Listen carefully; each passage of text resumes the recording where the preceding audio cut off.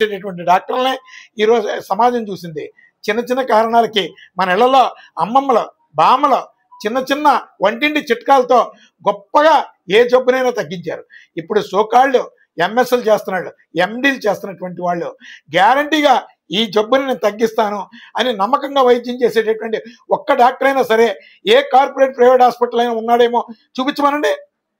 నీకు నేను ఏదైనా ట్రీట్ చేయాలి అంటే, సివియర్ ట్రీట్మెంట్ జరగాలి అంటే ఆ బంధువులతో ఒక అఫిడవిట్ ఇవ్వాలి.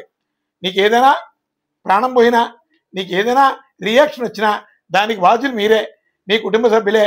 మీ ఒత్తిడితోనే నేను చేశాను, నువ్వెందుకు డాక్టర్? ఇంకా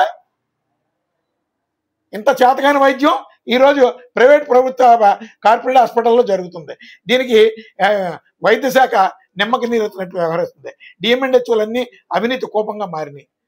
నీకే వైద్యం క్వాలిఫైడ్, నువ్వు ఎంఎస్ అవ్వచ్చు, ఎండి అవ్వచ్చు, న్యూరో సర్జన్ అవ్వచ్చు, ఏదైనా డెంటాలజిస్ట్ అవ్వచ్చు, ఏదైనా నువ్వు ఒక అర్హత కలిగినటువంటి డాక్టర్వే. ఒక కాన్ఫిడెంట్గా నీ జబ్బు నేను తగ్గిస్తాను అని చెప్పలేవు. నీ చావుకి నువ్వే బాధ్యుడివి అని నేను వైద్యం చేస్తాను రండి అని చెప్పి లక్షల రూపాయలు, కొన్ని సందర్భాలు కోట్లు కూడా లాగేస్తుంటారు.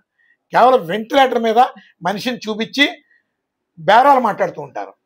అందుకని అసలు ఓవరాల్గా దేశవ్యాప్తంగా జరిగినటువంటి అనేక ఆపరేషన్స్ మీద ఒక స్టడీ జరిగింది.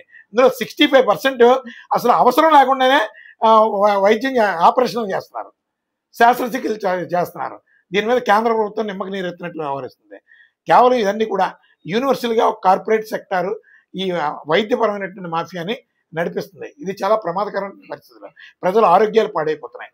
బాడీలో ఉండేటువంటి సహజమైనటువంటి ఆ ఇమ్యూనిటీ పవర్ ఏమైపోతుందో తెలియదు.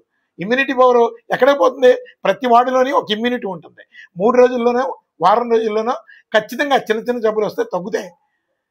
కానీ మీరు టెస్టులు చేస్తున్నారు, స్కాన్లు చేస్తున్నారు, రకరకాల రిపోర్టుల్ని చూసి ఏ జబ్బు తగ్గిస్తలేదు.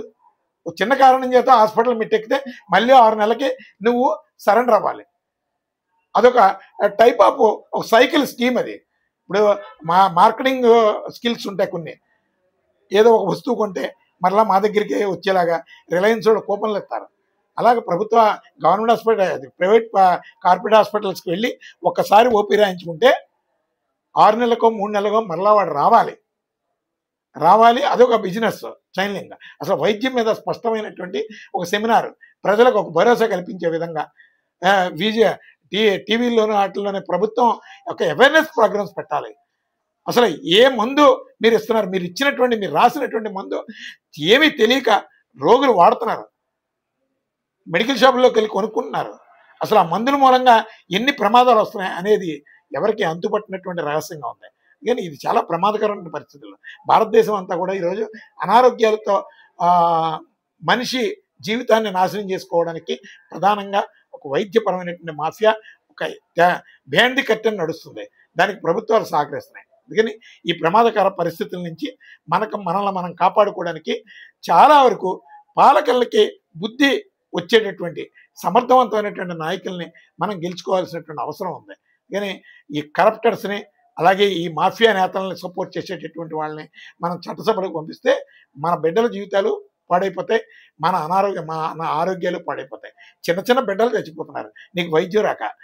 ప్రసవ డెలివరీ కూడా చేయలేనటువంటి స్థితిలో కొన్ని హాస్పిటల్స్లో ఉన్నారు. పూర్వం మా చిన్నప్పుడు మంత్రసానిలో వైద్యం చేసి బిడ్డకి హ్యాపీగా ఆరోగ్యవంతమైనటువంటి డెలివరీ ఇచ్చేది చాలా చక్కగా. ఈరోజు 1,50,000 రూపాయలు, 2 లక్షల రూపాయలు డెలివరీకి తీసుకుంటున్నారు.